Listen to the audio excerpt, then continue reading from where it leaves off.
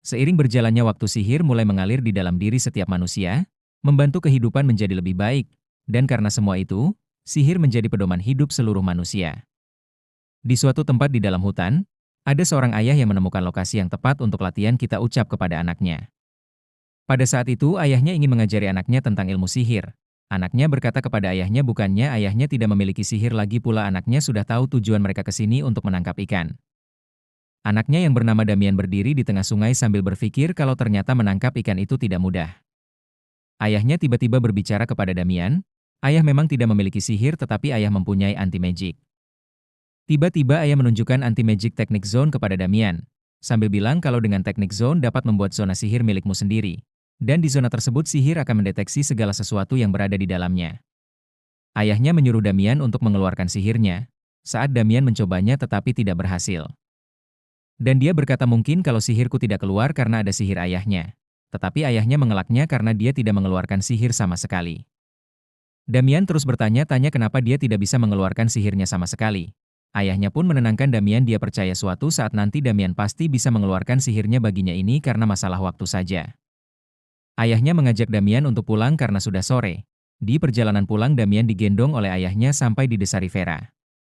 Tiba di rumah ayahnya dan Damian disambut hangat oleh ibunya sambil menyiapkan makanan buat mereka berdua. Damian memberikan ikan hasil tangkapan mereka kepada ibunya dan memberitahu bahwa tadi ayahnya menunjukkan teknik zone-nya kepada dirinya. Tiba-tiba ibunya berdiri dan tersenyum kepada suaminya sambil menunjukkan sihirnya yang bisa menerbangkan benda.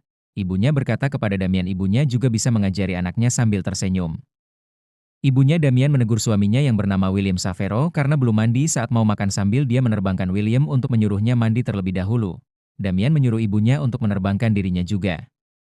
Keesokan harinya kepala desa mendatangi rumahnya William sambil tergesa-gesa dan panik untuk meminta bantuan kepada William dan Roselia istrinya karena mereka berdua memiliki sihir yang sangat hebat. Istrinya memberitahu kepada William ada yang aneh dengan badainya.